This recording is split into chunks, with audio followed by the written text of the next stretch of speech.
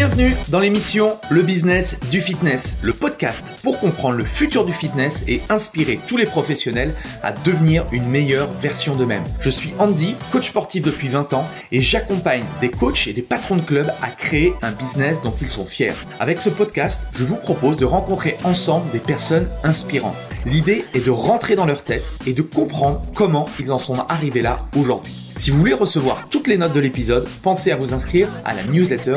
Vous trouverez le lien dans la description. Dans l'épisode du jour, j'ai le plaisir d'inviter Anthony Chave, coach sportif et fondateur de la franchise Perform Coach. Il démarre en tant que coach de basket pour basculer vers le métier de coach sportif. On a parlé de plein de choses passionnantes. Comment se lancer rapidement dans le coaching sportif ?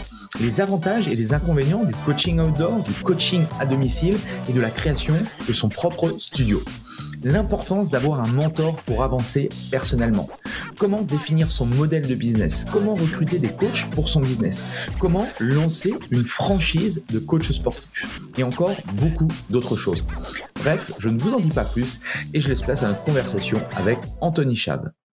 Bonjour à tous, bienvenue dans ce nouvel épisode du Business du Fitness. Et aujourd'hui, j'ai la chance d'accueillir Anthony Chave de Perform Coach. Donc, c'est une franchise de coach sportif et je pense qu'on aura l'occasion d'en discuter ensemble. Salut Anthony, comment vas-tu? Salut Andy, ça va très bien. Et toi? Très bien, merci. Dis-moi, est-ce que tu pourrais te présenter pour ceux qui ne te connaissent pas?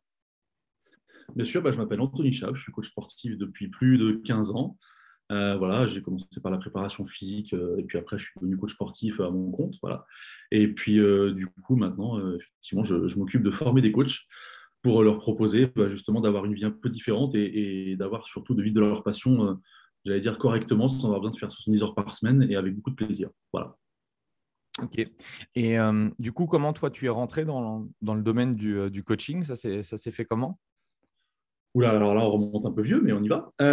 Du coup, ouais, non, moi, j'ai fait un master en préparation physique et en SAPS. Et puis après, en fait, en même temps que mon master, j'étais déjà préparateur physique d'une équipe pro, et à l'époque, pro de basket.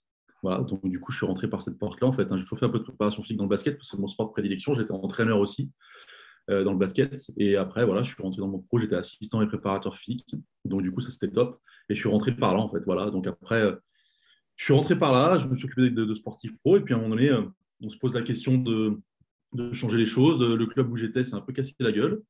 Ça a été l'opportunité pour moi de me lancer à mon compte et puis d'ouvrir ça à d'autres personnes que les sportifs professionnels. Voilà. Puis ça s'est fait comme ça, j'allais dire, par chance, même si on se rend compte après que c'est jamais que de la chance et que c'est aussi une opportunité qu'on a su saisir. Ok. Et comment tu es rentré dans la prépa physique? J'en ai interviewé plusieurs du coup, où on a parlé du coup de la difficulté de trouver des missions ou trouver tout simplement un club. Comment toi tu as fait pour rentrer dans la prépa? Alors moi, j'ai eu, si tu veux, j'ai fait STAPS et ce qui est bon, assez bizarre aussi, en deuxième année, j'ai pris option entraînement et le prof qu'on avait, il nous a obligés à entraîner, ce qui était très bien d'ailleurs, hein. Aucun problème là-dessus, c'était logique même, hein. Obligé à entraîner, là je parle entraîner basket, hein, pas prépa physique. Voilà. Et en fait, j'ai vite compris que si je voulais aussi avoir une place en tant qu'entraîneur de basket, il fallait quelque chose en plus. Voilà. Et j'avais pris la préparation physique à l'époque pour justement avoir un truc en plus et que je me fasse embaucher dans la parce que j'avais une double casquette. C'était un peu mon objectif. Voilà. Et je suis rentré par là. Et en fait, je suis rentré par là et j'ai fait pendant des années et entraîneur de basket et préparateur physique. Et bon, voilà, après, ça a évolué. J'étais assistant de l'équipe. J'ai toujours géré la préparation physique. Donc, j'ai toujours eu cette double casquette-là finalement. Et moi, j'ai pris au départ la préparation physique. Alors, j'adore ça, il n'y a pas de souci, mais j'avais pris en me disant, OK, il me faut une casquette en plus si je veux être rentré, mais dans les deux sens. C'est-à-dire que autant l'entraîneur de basket m'aidait à être pris en tant que préparateur physique, et autant la préparation physique m'aidait à être pris en tant qu'entraîneur. Et c'est comme ça que j'ai fait ça dans un club où j'étais là juste défrayé, rémunéré. Et puis après, j'ai trouvé un contrat grâce à ça, parce que dans le secteur où je suis, j'ai eu la chance aussi qu'il y ait beaucoup d'équipes de basket à un bon niveau. C'est une région très basket. Et donc, du coup, j'ai eu la chance d'avoir pas mal d'opportunités. Je baignais là-dedans depuis pas mal d'années aussi. Donc, j'avais pas mal de contacts. Et voilà comment j'y suis rentré. Et à cette période-là, tu en vivais? Oui, oui. Alors, oui, tout à fait. Bon, c'est pareil, les opportunités font que. J'étais préparateur physique et assistant d'une équipe en National 2, donc en 4e division. Le coach a démissionné. Voilà. Je n'y suis pour rien, je précise. Dans ces cas-là, on se pose toujours la question. Je n'y suis pour rien, c'est un ami à moi, c'est toujours un ami. Et en fait, je me suis retrouvé à 25 ans, je crois, propulsé coach de l'équipe 1, je n'avais pas du tout le niveau, il faut être très clair. Voilà. Donc, par contre, j'ai appris beaucoup de choses, c'était génial. Et en fait, bah, là, j'en ai vécu, puisque du coup, j'étais payé pour ça, j'avais même un appart de fonction. Voilà, donc c'était super. Et après, en fait, bah, comme j'en vivais et comme j'étais un peu devant la scène, une petite scène, on est bien d'accord, hein, mais voilà, dans le coin, bah, je savais très bien que le coach principal, je n'étais pas prêt du tout encore à faire ça. Et donc, du coup, à la sortie de cette saison-là, qui a été catastrophique, hein, forcément, parce que je n'étais absolument pas prêt à faire ça, elle était déjà catastrophique au départ, hein. Bah, du coup, j'ai eu des opportunités dans le coin, parce que j'avais des copains qui étaient dans d'autres clubs. Et voilà, et j'ai eu un contrat, après, cette fois-ci, vraiment, dans le club de Roche-à-Molière, où je me suis occupé des jeunes au départ, toujours la préparation physique de l'équipe 1, qui était en National 2, puis après en National 1, on est monté. Voilà, et j'étais après à plein temps sur l'équipe 1 avec des cadets France en plus de mémoire, hein. C'est un peu, voilà, c'est un peu vieux, mais voilà, donc je suis rentré par là. Et effectivement, j'en vivais, c'était mon job, j'étais payé pour ça, et c'était des années super, même si je compte même plus les heures que je faisais à l'époque. Je crois que je bossais tous les jours. Enfin bon, quand voilà, on est passionné, on l'est, puisqu'il fallait s'occuper et de l'assistanat et de la prépa physique. Et voilà, en fait, ce qui est compliqué, c'est que finalement, voilà, il y avait très peu à l'époque de préparateurs physiques qui faisaient que ça de toute façon. Voilà, donc il fallait faire autre chose. Il fallait faire autre chose. Et quand tu dis que tu n'étais pas prêt, c'était par rapport à quoi? Ah, oula, alors ça, c'est-à-dire qu'autant gérer la préparation physique, j'étais prêt parce que gérer la préparation physique, alors même si on n'est jamais tout le temps hyper, on doit progresser et tout, hein, bien sûr. La Mais gestion, gérer une peut-être équipe, la gestion d'une équipe, la gestion des voilà, hommes, être non? coach numéro un d'une équipe de mecs qui sont payés pour ça, hein, bah, effectivement, il y a des égos à gérer. Moi, j'étais entraîneur pas depuis si longtemps que ça en plus, voilà. Et du coup, bah, je me suis retrouvé propulsé à la tête d'une équipe où j'avais l'expérience d'entraîner des jeunes, mais pas des seniors. Et c'est pas la même chose. Des jeunes, si je caricature, attention, hein. Si tu lui dis vas-y, cours et tais-toi, il court et il se tait. Un senior, tu lui dis ça, il te regarde, il dit qu'est-ce qui se passe? Comment, voilà. Donc, il faut savoir lui parler, il faut savoir le manager. Ça m'a beaucoup appris d'ailleurs pour le reste de ma vie générale, hein, d'ailleurs. Et puis, j'entraîne toujours au basket d'ailleurs à côté maintenant, mais j'ai gardé cette passion-là. Et voilà, donc je n'étais pas prêt sur le côté effectivement humain. Autant sur le côté basket, je n'étais pas prêt non plus, mais on se rend compte que ça pouvait peut-être passer. C'est le côté humain, gestion humaine, d'autant plus que le groupe, avec le recul, je me rends compte, était bancal en plus. Voilà, il y avait des guerres de clans un peu à l'intérieur du groupe. Enfin bon, ça ne pouvait pas fonctionner, surtout avec l'expérience que je n'avais pas. Et humainement, c'est ça, la gestion humaine, c'était hyper important. Et voilà, il y a des joueurs que je ne savais pas gérer, qui n'arrivaient pas à gérer, que je ne comprenais pas. Voilà. C'était très compliqué, mais c'est là où j'ai le plus appris de toute façon, hein. Voilà, l'expérience comme ça, c'est là où on apprend le plus, hein. Quand tout se passe bien, on apprend, mais toujours un peu moins. Et tu l'as appris donc, directement sur le terrain. Est-ce que du coup, suite à cette année-là, tu t'es dit, bon, pour éviter de reproduire ces erreurs, tu t'es formé? Comment tu t'y es pris? Ouais, bah, du coup, on essaie continuer de se former. Moi, j'avais un B1 à l'époque de basket. J'avais voulu passer le B2, donc ça m'obligeait à me former aussi. Après, le temps, le master, plus le job, plus tout ça, bon, c'était compliqué. Je ne voulais pas tout faire et pas tout faire mal, donc j'ai fait des choix. Mais en fait, ce qui s'est passé surtout, c'est qu'après, j'ai bien vu que je n'étais pas prêt à être coach numéro un à ces niveaux-là, en tout cas, hein, voilà. Donc, je suis devenu préparateur physique d'une équipe qui était en N1, donc pro à l'époque, à Roche-Molière. Et du coup, ben, j'apprenais parce que j'étais en contact permanent avec le staff, l'assistant, le coach. Donc là, j'apprenais beaucoup. Voilà. Je manquais en fait de repères et je manquais de vécu. Donc je me suis mis dans un staff. Et là, encore une fois, je n'y suis pour rien du tout. Le coach s'est fait virer. L'assistant a pris la place du coach et moi, je suis devenu assistant en plus de la préparation physique. Et là, j'ai appris à vitesse grand V, quoi. Voilà, parce que c'était voilà, le coach était un ami, je connaissais très bien, on partageait tout, on passait nos journées ensemble. Bref, voilà. Et sur la prépa physique, c'est là où j'ai appris énormément aussi parce que bah, c'était une équipe professionnelle, donc on s'entraînait 2 fois par jour. Voilà, là, c'était un niveau vraiment intéressant où je pouvais m'épanouir dans tout d'ailleurs, dans la prépa physique aussi, parce que bah, encore une fois, quand on est au cœur d'une équipe pro où les mecs font que ça, il y avait un ou deux étudiants qui faisaient pas totalement que ça, mais on s'entraînait quand même quasiment 2 fois par jour. Bah, c'est génial, quoi. Voilà, on suit les mecs, leur évolution, il y a des jeunes à faire progresser, il y a des anciens à gérer, il y a plein de choses hyper intéressantes. Et là, moi, c'est là où j'ai pris mon pied. J'étais jeune, j'avais le temps, j'y ai passé énormément de temps, mais c'était pas grave, quoi. C'est une vie plus compliquée si on a des enfants, je pense, à un moment donné. Voilà. Mmh. Et tu n'as jamais voulu monter plus haut, top 14 ou autre? Enfin, tu n'as pas eu d'opportunité comme ça? Ouais, alors effectivement, Top ouais, 14, non, c'est pro. en basket, c'est pro à pro. Mais non, mais j'avais bien compris, t'inquiète. Ouais. Ouais, en basket, ça, c'est pro à pro. Écoute, en fait, ce qui s'est passé, c'est que bah, là où j'étais, j'ai appris beaucoup. L'année d'après, si tu veux, bon, on est redescendu, le coach a changé. Et j'ai encore appris, c'était encore un nouveau coach, tu vois. Donc moi, ce qui m'intéressait surtout, c'était, quelque part au-delà du niveau, c'était d'apprendre des gens. Voilà. Et là, j'ai appris de chaque coach avec qui j'étais assistant. On est remonté en N1 derrière N après, donc voilà. Et c'était hyper intéressant. Donc moi, ce qui comptait, c'était d'apprendre. Voilà. Et là, j'apprenais parce que moi, je faisais que ça, c'était mon métier. C'était, voilà. Bref, donc ce qui me comptait, c'était d'apprendre. Et en fait, ce qui s'est passé, c'est que oui, j'avais peut-être une volonté d'aller plus haut et tout, mais à ce moment-là, en fait, ce club-là où j'étais, qui était bon, pas très bien géré financièrement, faut être clair, hein, a fait bon route, quoi, voilà, et a dû déposer le bilan. Donc là, je me retrouvais, moi, je gérais l'équipe 2 à l'époque, qui est devenue l'équipe 1 d'ailleurs. Toi, donc, quand tu passes d'un truc d'équipe 2, tu dois gérer les jeunes, tu vois, machin. On te dit, oh, t'es devenu l'équipe 1, il faut remonter vite, ouais, super. Voilà. Et du coup, voilà, j'avais plus de prépa physique à gérer, parce qu'il n'y avait plus d'équipe 1, donc voilà, équipe pro. Et tu te retrouves avec ça du jour au lendemain. Et en fait, bah, du coup, tu finis l'année, parce que moi, j'étais embauché, donc j'ai fini l'année. Hein.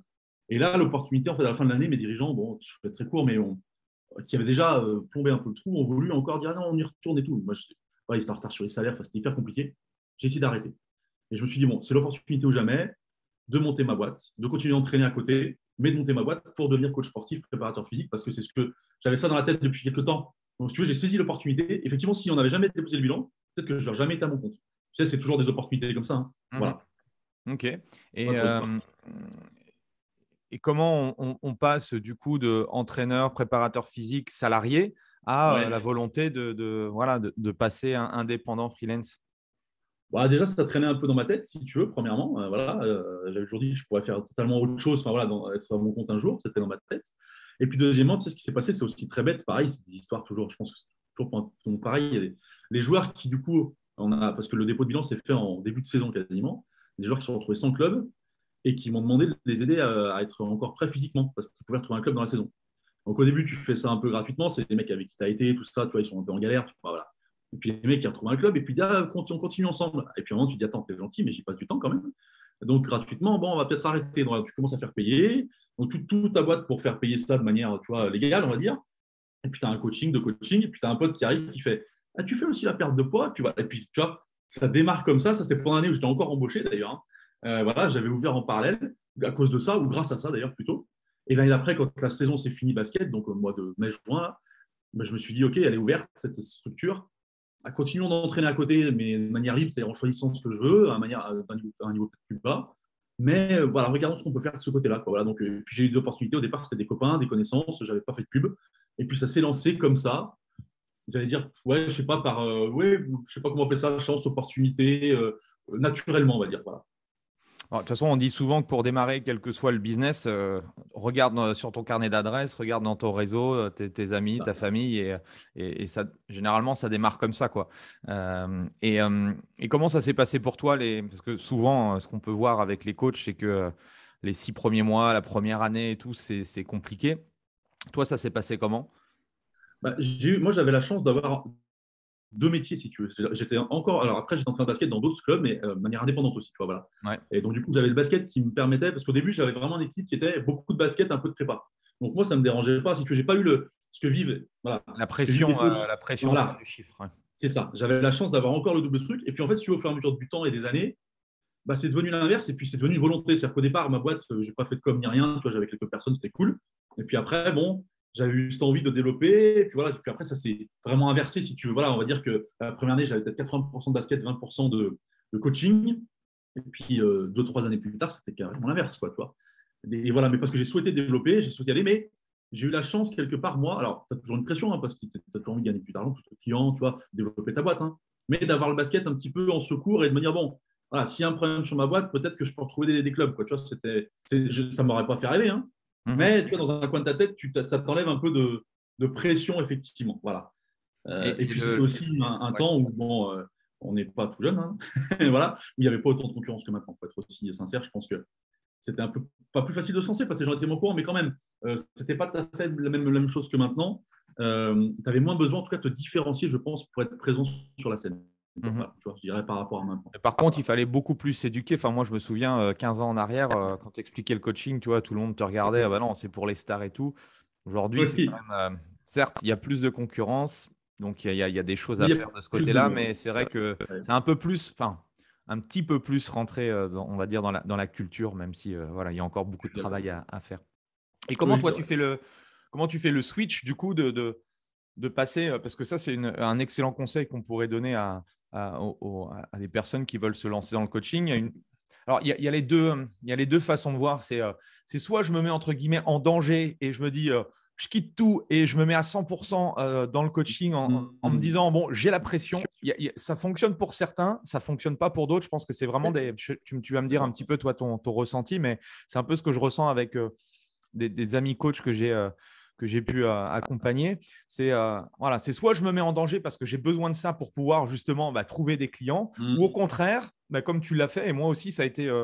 mon expérience dans le coaching, ça a été ça. J'avais mon job de manager de club et en parallèle, j'ai voulu voir ce que ça pouvait donner, si déjà ça m'intéressait aussi cette façon de bosser, et je me suis mis en tant qu'indépendant. Donc, je pense qu'il y a les deux il y a les deux façons de faire. Qu'est-ce que tu en penses, toi, par rapport à ça? Moi, je pense que si tu veux, le fait quand même d'avoir deux casquettes, c'est intéressant toujours, voilà, parce que du coup, ça te permet de gérer un petit peu. Deux casquettes en plus où tu t'éclates. C'est-à-dire que moi, je m'éclatais dans les deux, si tu veux. Donc en plus, c'était même pas me dire, tiens, j'ai un boulot que j'aime pas à côté et je développe ça. Là, la pression, C'était pareil, pas n'est pas la même. alimentaire, quoi. C'était pas un job alimentaire. Voilà, c'est pas pareil, tu vois. Donc moi, le conseil, c'est qu'effectivement, avoir plusieurs casquettes, c'est toujours intéressant.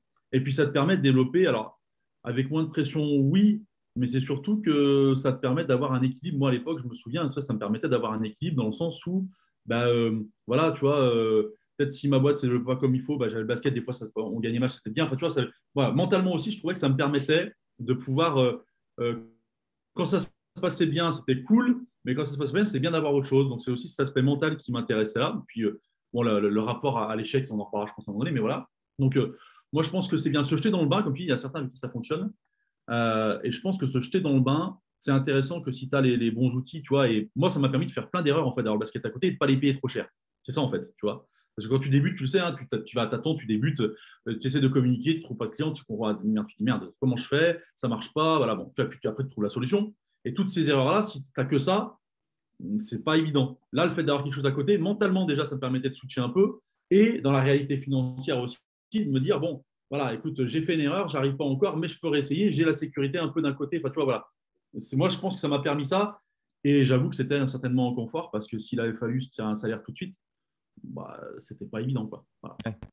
Et tu as commencé au niveau du business model à faire quoi? Du domicile? Tu faisais de l'outdoor? Tu faisais comment? Tu avais une structure? Comment tu t'organisais par rapport à tout Non, ça? j'ai commencé domicile extérieur, tu vois, voilà, vraiment, les gens comme ils pouvaient, comme ils voulaient, c'était vraiment comme ça. Voilà, et puis après, au bout de quelques temps, quand j'ai commencé vraiment à me lancer, à me dire, allez, je veux vraiment développer ça, je veux que ça fonctionne, donc j'ai fait la com, etc. J'avais toujours extérieur chez les gens, et puis j'ai pareil, bon, tu vois, la chance, j'allais dans une salle de musculation, moi, pour faire la muscu, je m'entendais très bien avec les personnes qui géraient ça. Une dame très sympathique qui elle, avait une salle, tu vois, elle m'a dit, écoute, si tu as besoin de quelques heures dans la salle, si tu as besoin de ma salle pour faire des cours, je te la prête, il n'y a pas de souci, tu peux venir. Voilà, et moi, je la remercierai jamais assez parce qu'elle était tellement. Enfin, en plus, c'était vraiment bienveillant, quoi. Il n'y avait aucune contrepartie financière, il n'y avait rien derrière de toi. C'était vraiment sympa. Donc, ça m'a servi à quelques clients dont je sentais que, toi, dehors, à domicile, ça n'allait pas. Je leur proposais une salle.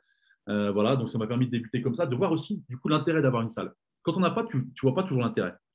Et là, d'avoir ce double truc, j'ai bien vu qu'il y avait un vrai intérêt à avoir une salle. Et c'est pour ça qu'après, j'en ai ouvert une moi, parce que j'ai bien compris que c'était quelque chose de différent, qui pouvait vraiment rapporter quelque chose. Donc voilà, mais voilà, j'ai eu cette opportunité-là qui s'est très bien passée, qui m'a permis encore une fois de faire étape par étape, tu vois, sans trop de risques, parce que je n'avais pas besoin de payer un loyer ni rien. Voilà, écoute, voilà, c'est toujours pareil, le mot chance quand tu prends du recul, et je le dis aux autres, donc je le prends pour moi, c'est de la chance, mais c'est peut-être pas toujours la chance, une opportunité que tu as saisie, peut-être que ton image était bonne, que cette personne a envie de t'aider, bon. Voilà. Moi, je ne crois pas forcément à la chance, tu la provoques. Hein. Et c'est intéressant, du coup, comme tu as pu tester les différents modèles, et s'il y a des coachs, du coup, qui se posent la question, quel est, selon toi, voilà, rapidement, avantage, inconvénient du modèle outdoor, du modèle domicile, du modèle à club ou avoir son studio? Qu'est-ce que tu pourrais dire aux coachs qui se posent la question de savoir, je ne sais pas trop dans quel environnement j'ai envie de bosser? Je pense que il y a plusieurs questions à se poser. C'est déjà quel type de coach tu veux être. Tu vois, il y a des coachs qui me disent non, mais moi je veux être dehors tout le temps. Bon, après, tu peux avoir un studio avec un extérieur, hein, c'est possible. Après, c'est une question de tarif et tout, et de lieu, c'est pas toujours possible. Mais moi, c'est vrai que le pour et le contre, si tu veux, je pense que l'avantage d'avoir une salle, c'est que déjà, tu peux avoir vraiment les horaires que tu veux tout le temps, toute l'année. Ça dépend où tu habites, mais tu vois, moi je suis à Saint-Etienne, je veux dire, là, il fait, pas pour aujourd'hui, mais la semaine dernière, il faisait -1. L'hiver, tu as des animations de coaching. Là. Alors que dans ton studio, les gens ils viennent, ils sont toujours dans leur team, ils sont toujours bien, ils viennent là, ils peuvent prendre une douche avant d'aller au boulot, ils peuvent prendre une douche à midi. L'avantage du studio, c'est que toi, tu arrêtes de bouger dans tous les sens et de trimballer ton matos de partout. Avec l'âge, tu vois, c'est devenu important ça. Quand tu es jeune, tu t'en fous, tu mets dans ta bagnole, tu enchaînes les cours, tu fais de la voiture, tu es dehors, il fait froid, tu t'en fous. Puis un jour, tu fais non, mais là, ça commence vraiment à gonfler. Quoi, tu vois. Et le studio, je vois mais c'est ça, mais voilà. Le studio, c'est aussi, moi, je trouve que c'est un confort pour toi parce que tu es toujours au même endroit. Tu as ton bureau, les gens, tu les accueilles dans ton univers. Ça te permet vraiment, je trouve, d'avoir plus un univers, donc d'avoir des prestations peut-être supplémentaires parce que la valeur perçue, elle est différente. Due à la salle, mais due aussi que tu amènes les gens là où tu veux, toi, dans ce que tu veux, toi. Et puis, il ne faut pas se cacher. Tu as plus d'heures aussi parce que comme tu passes pas de ton temps dans la bagnole, tu as plus d'heures de disponibles. Donc, finalement, moi, on me dit toujours, mais ça coûte cher, c'est un investissement. Si le plan business au départ est bien fait, une salle, c'est hyper rentable. Tu peux mettre plus de cours collectifs, tu peux faire bosser des gens pour toi, tu peux avoir plus d'horaires, tu peux augmenter tes tarifs. Enfin, moi, je pense qu'il y a, pour moi, hein, il n'y a que du bénéfice à ouvrir une salle. Après, que tu ne le fasses pas au début, je peux comprendre, mais je pense que c'est dans l'évolution d'un coach quelque chose qui est positif. Voilà. Les points négatifs, c'est que quand tu as envie d'être dehors, des fois, si tu n'as pas l'extérieur, bah, c'est un peu pénible. Il y a des gens qui, eux, veulent à l'extérieur tout le temps. Tu ne peux pas les avoir aussi. Mais en même temps, c'est une clientèle différente. Moi, je suis pour la salle, mais là, pour une question de pure business aussi, hein, de fatigue, pour toi, de temps dispo. Moi, je suis vraiment pour une salle. Et c'est pour ça que j'accompagne les coachs aussi maintenant à ouvrir des salles et à ouvrir des studios, parce que je pense que c'est vraiment important et qu'on s'en fait une montagne, ce qui n'est pas, à mon avis, réel. Quoi. Voilà. Ok. Du coup, qu'est-ce que tu dirais à un coach qui veut se lancer à domicile ou en outdoor? C'est quoi les premières étapes importantes selon toi? Avant de se lancer, tu veux, je trouve que quand on se lance, on a tous fait cette connerie-là, c'est de partir tête baissée. Tu vois, allez, je veux trouver des clients, je communique. Machin. Déjà, il faut faire un point sur qui tu es. C'est hyper important parce que si tu veux différencier les autres, il faut savoir qui tu es. Et la différence, c'est toi, déjà. Voilà. Quelle est un peu ta méthode? Et puis surtout, bah, quelle est ta différence par rapport aux autres et comment tu vas mettre de la valeur perçue dans ce que tu fais. Voilà. C'est important de faire un gros point sur toi, qui tu es, quels sont tes concurrents dans le secteur et du coup, comment tu vas mettre les choses en place pour te différencier des autres et quel axe tu prends, quelle est ta cible. Ça, on n'y pense pas. C'est-à-dire que souvent, on se dit au départ, c'est la différence, c'est bon, je sais, je vais donner des coachings, etc. Mais qui est-ce que tu vises? Sans parler de spécialité, parce qu'au départ, ce n'est pas évident d'être spécialiste, tu ne sais pas trop où tu vas, hein, mais se dire, voilà, j'ai quand même une cible, soit une catégorie d'âge, soit homme-femme, etc. Mais au moins viser une cible pour savoir sur qui je communique et pas perdre du temps à communiquer de tout, partout, de faire tout à la fois, où finalement, tu deviens invisible, surtout dans le monde maintenant où tout le monde communique et il y a un flot d'informations. Voilà. Donc, se différencier, c'est savoir qui tu es et savoir quelle est ta cible prioritairement pour moi. Comment tu as fait, toi, pour déterminer ça? Ça s'est fait un petit peu au fur et à mesure ou... Non, alors moi, tu vois, je vais faire souvent le parallèle parce que le basket m'a amené énormément sur ma connaissance de moi-même pour plusieurs raisons. La première, c'est parce que au basket, tous les week-ends, tu gagnes et tu perds. Et que ça dépend où tu coaches, mais quand tu es coach principal et que tu as une salle qui a pas mal de monde, après le match, quand tu perds, tu es une sous-merde. Voilà, pour tout le monde. Je te le dis franchement. Hein. Quand tu gagnes, tu n'es même pas un dieu, hein, de toute façon. Donc, voilà. Donc, tu apprends beaucoup sur toi-même déjà. Voilà, t'apprends beaucoup. Et puis moi, j'ai bossé avec un coach de vie à l'époque, que je connais bien, qui s'appelle François, que je remercie encore une fois pour le travail que j'ai fait avec lui. Et j'ai bossé sur moi, en fait, qui j'étais, comment, etc. Quand j'étais dans le basket, ça m'a permis d'être un coach, tu vois, meilleur. Et je m'en suis servi de ça dans le coaching sportif. Je sais qui je suis, je sais ce que je veux, je sais quel est mon univers, tu vois.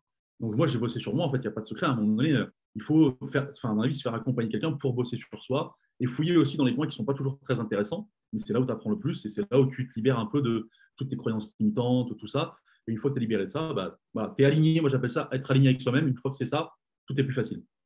Et comment tu en viens à travailler sur toi? Parce que c'est pas commun, on va dire. Le mindset, voilà, c'est peut-être l'esprit de compétition, le basket, c'est tout ça qui t'a fait prendre conscience de ça ou comment tu en es arrivé là? Ouais, alors surtout il y a 15 ans d'ailleurs, hein, tu vois. Oui, Voilà, oui, non, mais c'est ça. Écoute, non, c'est juste que je me suis rendu compte que j'avais des limites, tu vois. J'ai bien vu que dans le management, dans la relation humaine, c'est moi qui n'étais pas à l'aise. Et il y a un truc il y a une histoire qui m'a choqué. Bon, alors, je t'ai parlé tout à l'heure, je fais un retour très rapide en arrière, mais je pense que ce moment-là, il a été important pour moi. Je prends la place du coach en National 2, là, c'est la fameuse expérience où je n'étais pas prêt du tout. Voilà. Et moi, ma mère ne m'avait jamais vu coacher. Ma mère, elle me voyait chez moi un peu timide, machin, tout ça, tu vois, alors que quand je coachais, j'étais complètement différent, tu vois. Voilà. Et un jour, elle vient voir, elle me dit, une fois, elle me dit, tu veux faire quoi et tout. Et je dis, je veux faire coach de basket, c'est ce que je veux faire. Elle me regarde, genre, non, mais de toute façon, t'as pas le tempérament, quoi, tu vois. Elle me dit pas comme ça, c'est pas sympa. Hein. Mais elle me regarde, genre, attends, mais. Et elle vient me voir coacher une fois, et elle sort, elle me dit, c'est bon, je sais pourquoi tu veux devenir coach, pas de souci, tu peux faire quoi. Tu vois. Et je me suis rendu compte à ce moment-là que je n'étais pas le même et que j'avais certainement des choses à travailler et qu'il fallait encore que j'évolue. Tu vois, je pense que ça fait un tilt un peu et je me suis dit, OK, les gens me perçoivent pas comme je suis, et moi, peut-être que je ne dégage pas l'image que je veux, tu vois, la même que je pense en fait. Donc, il faut aligner ça. Je pense que ça a été un déclic, tu vois, avec du recul d'ailleurs, je n'ai pas vu tout de suite, mais et grâce à ça, bah, voilà, j'ai vu que j'avais des limites et je me suis dit, allez, il faut y aller.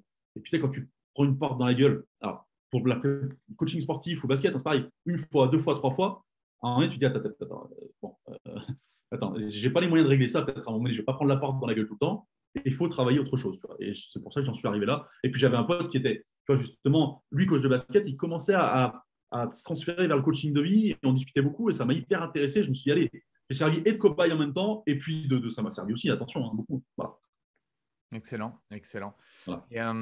Et je suppose que c'est quelque chose aussi que tu expliques aux coachs que tu accompagnes ou dans les vidéos ou dans ce que tu veux transmettre, que le mindset, c'est quelque chose d'hyper important.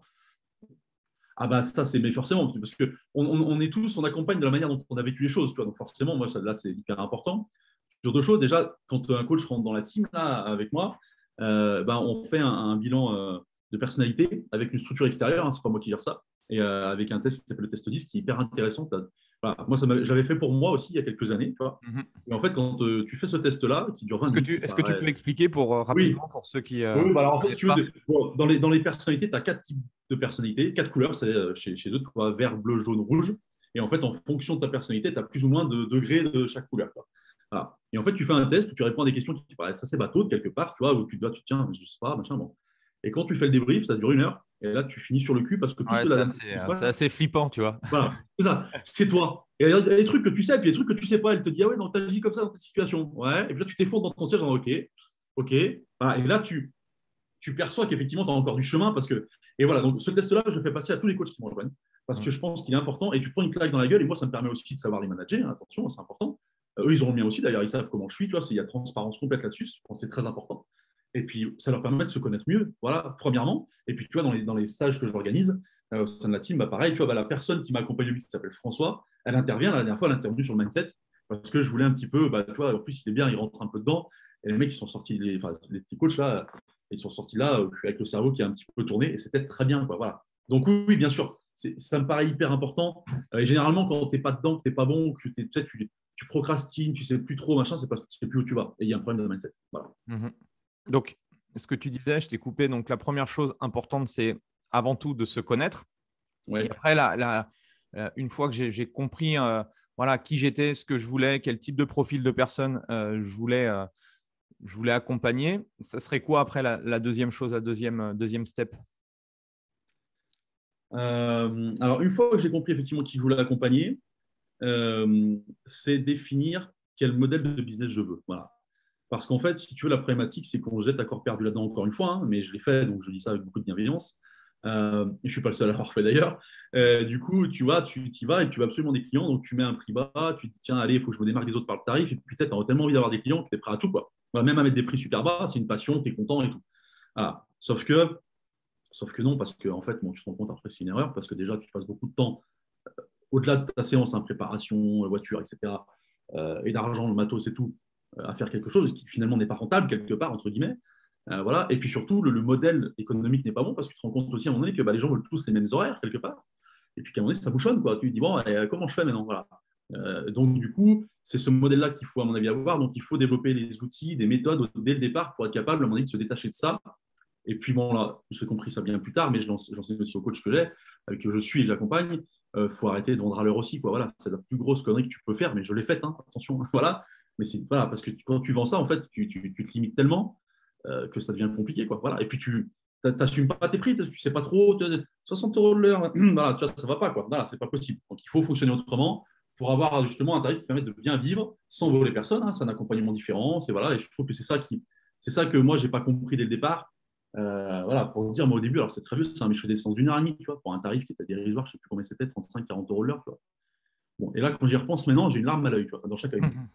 Voilà. C'est aussi comme ça qu'on apprend. Tout à fait. Et du coup, par rapport à cette vision de la séance à l'unité, aujourd'hui, qu'est-ce que tu préconiserais? En fait, moi, je préconise de parler aux clients en termes d'objectifs et de résultats. Il faut définir des choses. En fait, il faut changer le mode de pensée. En fait. C'est-à-dire que si tu veux, pour moi, il y a pas de- c'est compliqué de vendre à l'heure parce que tu vas dire aux gens, voilà, je vous vends une séance par semaine, 2 séances par semaine. Bon, ok. Mais ça s'arrête là, tu ne vends rien de plus. Alors que les gens, il faut leur vendre un résultat, un objectif, un univers. Voilà, vraiment un résultat. Comment tu vas les accompagner? C'est ça qui est important. Et la différence là-dedans, c'est que tu peux avoir des prix différents parce que du coup, tu vas leur vendre ce qu'ils veulent. Voilà, vous voulez perdre 10 kilos, 20 kilos, ok. Moi, je vous propose telle façon, telle formule, tel package. Voilà, c'est comme ça que je pense que c'est plus simple de fonctionner. C'est plus facile de vendre. Tu n'as plus besoin d'être un super vendeur et de te dire, tiens, toi, et d'assumer un prix vraiment élevé. Par contre, là où j'insiste, c'est que c'est important. Le client, lui, ne réfléchit pas à l'heure. Toi, par contre, tu dois savoir exactement combien tu gagnes à l'heure parce qu'il ne faut pas que ça devienne un truc qui ne soit pas rentable. Donc, tu dois savoir ce que ça te coûte en temps, en argent, pour que toi, tu aies ton idée de ce que tu veux gagner. Voilà. Par contre, le client, lui, il réfléchit pas comme, il ne faut pas qu'il réfléchisse comme ça. Voilà. Voilà comment je vois les choses. Ok. Et je me souviens quand on avait travaillé ensemble, tu avais déjà, alors tu n'avais pas la franchise, c'était un de tes C'est pour ça objectifs. que Ouais, je m'en souviens. Comment on en vient à être seul dans un business, du coup, et puis à commencer à avoir des coachs? Ça a été quoi déjà cette première transition? Alors, cette première transition, elle a été. Bon, j'avais développé mon business. Tu vois, l'équilibre basket-coaching était de 80-20, mais dans l'autre sens. C'est-à-dire que moins de basket et beaucoup de coaching. Voilà. Et du coup, ça se passait bien. J'avais trouvé des clients et tout. Et puis, à un moment donné, tu es un peu seul justement dans ton business. Bon, déjà, tu fais appel à des gens qui peuvent t'aider. J'ai fait appel à toi. Tout à fait, ça s'était très bien passé. Je le précise d'ailleurs. Hein, voilà, c'était top. Et parce que du coup, j'avais eu l'idée de la franchise. Alors, comment ça s'est passé? En fait, j'ai souvenir de. Euh, je remets les choses dans l'ordre, mais c'est ça. Du coup, je voulais avancer. J'avais envie de. Je sais pas, je sentais que j'étais arrivé à moi, ce qui me plaisait, c'était voilà, c'était arrivé pas au bout, mais je voulais autre chose. Et Tu comment, à avais ton l'époque, studio à cette époque-là ou je ne sais plus? non, j'avais la salle justement qu'on Oui, me prêtait gentiment et tout ça, tu c'est vois. ça. Et en fait, j'arrive à un moment où je commençais à me lever tôt pour réfléchir, etc. Tu vois, et ma femme voit ça. Et pour Noël, elle m'offre Miracle Morning. Voilà. Et tu te Je le lèves à lis, 5h30 du coup. même avant, tu vois, même avant. Mais c'est là, mais j'adore ça en plus. Voilà. Et du coup, ce bouquin-là, je l'ai bouffé en une semaine, tu vois. J'aime bien lire, hein, mais je suis pas un lecteur comme ça à dévorer, tu vois. Je l'ai bouffé même pas 3 jours, je sais même plus, tu vois. Mais j'ai lu beaucoup plus que d'habitude. J'ai été absorbé par ce truc. Donc c'était à Noël. Qu'est-ce qui t'a frappé dans ce bouquin du coup? En fait, si tu veux, moi, je commençais déjà à me lever tôt et je commençais à me dire, il faut que je pose des trucs sur papier, mais j'avais pas la méthode. Tu vois, je sentais qu'il y avait, tu vois, et ce bouquin-là m'a mis une méthodologie dans les mains, quoi. Tu vois, et m'a dit, Est-ce oui, que tu tu fais peux tôt, tu as raison. est-ce que tu peux l'expliquer rapidement pour ceux qui l'ont pas, qui l'ont Oui, pas lu? oui, alors je ne me rappelle plus la méthode de base parce qu'on s'adapte un petit peu, mais si tu veux, l'idée, c'est de se dire, OK, il faut du temps dans ta journée, fais-le le matin parce que le matin, tu es emmerdé par rien ni personne. Voilà, déjà, premièrement. Tu vois, voilà. Et ça, j'adore ça, j'ai gardé ça parce que quand tu te lèves le matin tôt, pas de mail, pas de téléphone, personne t'emmerde et tu déroules ta pensée facilement. Voilà. Et surtout quand tu as des enfants aussi, c'est appréciable le matin. Là, on va être d'accord et je crois que tout le monde a compris qu'on avait tous les deux des enfants quand on dit ça. Voilà. Exactement. Voilà. Exactement. Voilà. Donc oui, effectivement. Et Alors oui, c'est ça. j'adore mon fils, hein, j'adore mon fils, mais c'est pour ceux qui ont pas encore d'enfants, vous comprendrez d'ici quelques années. Vous aurez le temps de comprendre, ne vous inquiétez pas. Donc ouais, voilà. En plus, quand tu as des enfants, tu as raison, c'est le moment où tu es vraiment peinard. Donc se lever tôt pour ça et puis mettre en place un rituel du matin. D'accord. Le rituel du matin, c'est remettre tes phrases en tête qui vont te permettre d'avancer, quels sont tes objectifs, qu'est-ce que tu veux, lire tous les matins, parce que tu vois, on n'a pas le temps de lire, mais lire 10 minutes par jour, c'est des phases de 10 minutes comme ça et qui te permettent de mettre un plan d'action en place. Qu'est-ce que tu veux vraiment, justement? Qui tu es? On travaille, c'est bien fait aussi, on travaille là-dessus. Qui tu es? Qu'est-ce que tu veux? Quels sont tes objectifs? Comment tu fais pour y arriver? Et tous les matins, tu te remets ça en tête. Voilà. Et moi, ça m'a donné encore plus une raison de me lever. Et tous les matins, pendant 1 heure, je bouffais ce truc-là. C'était génial. Donc voilà, non, c'était top. Et c'est là où j'ai trouvé que voilà, je voulais créer une équipe de coach parce que je venais d'un sport co, tu vois, je voulais recréer un peu ça, j'étais un peu trop seul. Et puis comme j'avais aussi compris, comme j'étais manager dans l'âme, tu vois, grâce au basket, hein, je voulais manager aussi des coachs, les aider, les accompagner, tu vois, avoir une aventure humaine en fait là-dedans. Voilà. Et j'ai choisi la franchise, qui est juste un modèle économique. Hein. Après, tu accompagnes des coachs, hein, franchise ou autre, tu accompagnes des coachs. Quoi, voilà. Et c'est là-dessus que je me suis éclaté.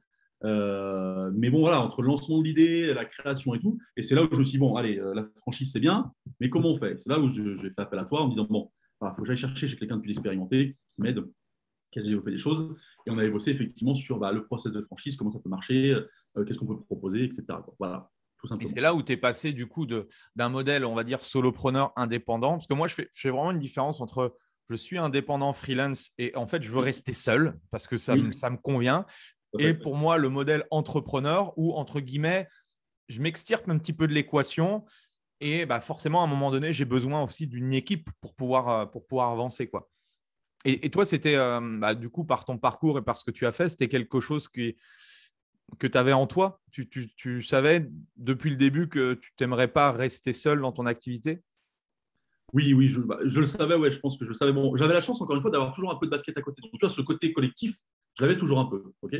Voilà. Mais quand même, quand il a fallu se développer plus, je me suis dit, voilà, c'est ça, en fait, ce que je veux, c'est retrouver cet esprit d'équipe, cette aventure humaine, en fait, du lien humain. Voilà. Donc, c'est ça. C'est pour ça que je me suis naturellement dirigé vers ça. Alors après, j'aurais eu d'autres solutions, hein. J'aurais pu monter peut-être une plus grande salle avec des coachs dans la salle, tu vois. Genre, il y avait plein de solutions, mais j'avais envie d'une certaine liberté pour les coachs, pour moi, hein, parce que je suis quelqu'un qui aime bien la liberté, donc je trouvais la laisser aux coachs, c'était intéressant. La franchise, c'est ça, hein, c'est-à-dire que tu as ta boîte à toi, c'est toi qui décides aussi des choses, moi j'accompagne. Hein, voilà, donc c'est aussi laisser cette liberté-là de projet, accompagner des projets, accompagner de l'humain, et puis bon, c'était aussi la volonté d'aider les gens dans le parcours que j'avais eu, c'est-à-dire que tu as un parcours chaotique au départ, parce qu'on teste plein de choses, comme on a dit, on en a parlé. Donc c'était aussi permettre aux coachs de dire, OK, voilà, tu vas faire des erreurs quand même, parce qu'on en fait toujours dans la vie, mais moi je vais permettre de gagner du temps et te montrer déjà certaines choses qu'il ne faut pas faire, quoi. Voilà. Et je trouvais ça intéressant aussi. Exactement. On apprend bien plus des personnes qui ont on va dire le même chemin qu'on a envie d'emprunter. Voilà, autant leur extirper leur expérience pour éviter de faire toutes les erreurs qu'ils ont pu faire, quoi. C'est ça. Et avant de revenir du coup sur ce modèle de franchise, comment tu as mis en place ton centre? Ça a été facile de trouver une structure? Comment tu t'y es pris?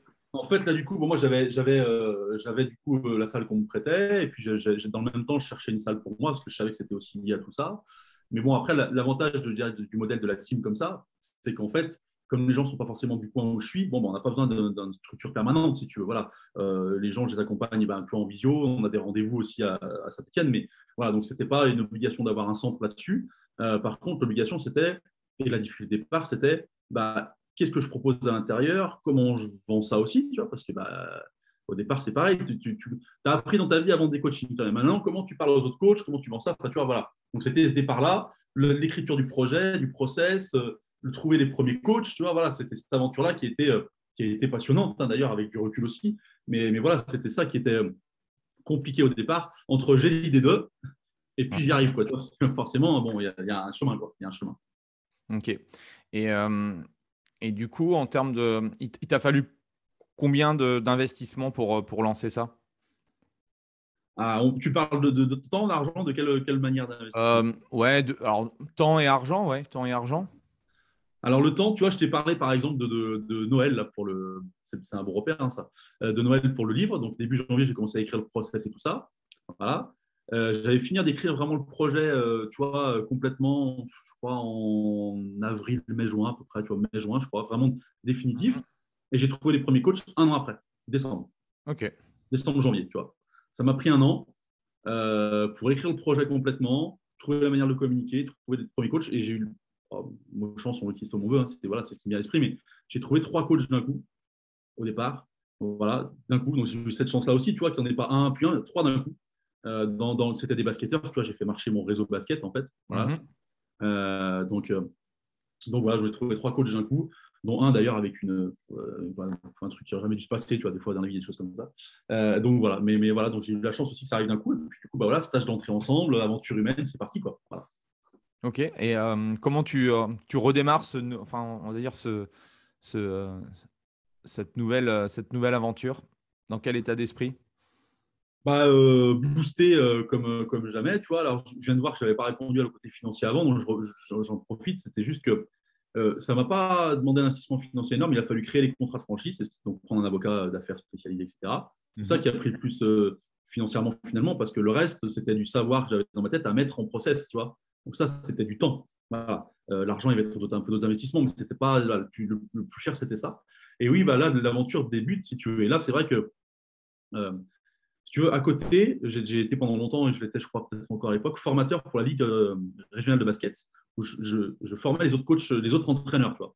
Donc, j'avais déjà cette filiale-là, j'avais déjà ce management-là, sauf que la différence, c'est que là, mon premier stage d'entrée, c'est mes process à moi que j'apprends au coach. Tu vois. Et ça change quelque chose. D'un côté, c'est une vraie fierté parce que tu apprends tes process à toi, tu apprends, tu vois, voilà, c'est pas pareil. Quoi. Donc, du coup, c'est des choses que tu as mis en place, c'est des coachs qui viennent rejoindre finalement ce que tu as proposé, ta manière de voir les choses. Donc voilà, donc c'était super. Et puis, moi, je fais du premier stage, j'étais très content d'avoir 4 personnes comme ça. On était 4, c'était un stage hyper intense, il y a eu 3 jours ensemble. Enfin, voilà, c'était top. Et puis, j'ai pris un pied normal préparé. C'était le premier stage, il fallait que je mette tout de carré, c'était super. Tu vois.